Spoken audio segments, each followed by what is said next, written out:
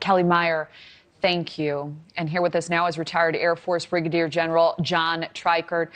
John, it's always wonderful to have you. And obviously, more hostages being released is extremely positive news.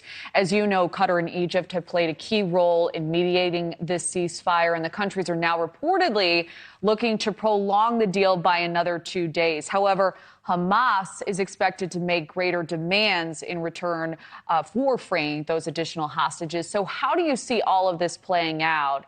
And do you think an extension would more greatly favor one side versus the other when this fighting ultimately resumes?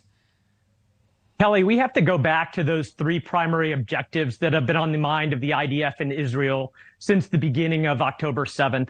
And those are to defeat and destroy Hamas, to recover those hostages, and then to deter those other actors that may attack Israel from other parts of the region. And a week ago, Israel came to the conclusion that they had sufficiently neutralized and isolated Hamas such that they wouldn't gain a substantial military advantage by having a pause. And thus, for the last 7 days, we've rejoiced in seeing some of those hostages released.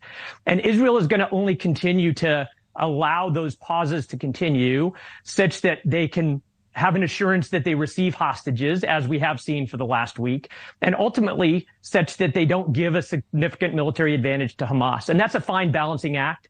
And I've got to believe that from here on out, we will see only day-by-day extensions to those pause, and the pause will stop once Israel believes that that balance is not in their favor and that Hamas is indeed gaining an advantage. Yes, and that is the critical piece. That's the big question. When does that happen? So as you know, the Prime Minister of Israel, Netanyahu, he's under intense pressure from families of the hostages to bring them home. But it's possible he could get into some hot water with his governing partners if he's seen as making too many concessions. They're pushing him, of course, to continue the war until Hamas is destroyed. So which side do you think is applying more pressure, and how do you anticipate Netanyahu will respond? Will it be, as you outlined, in these continued day-to-day ceasefire negotiations?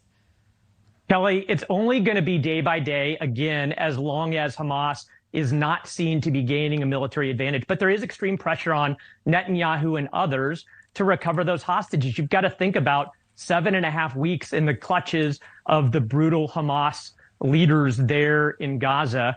But Israel cannot sacrifice the ability to destroy Hamas during these pauses, and it's going to be this balance that will continue day by day until Israel believes that it's no longer in their favor.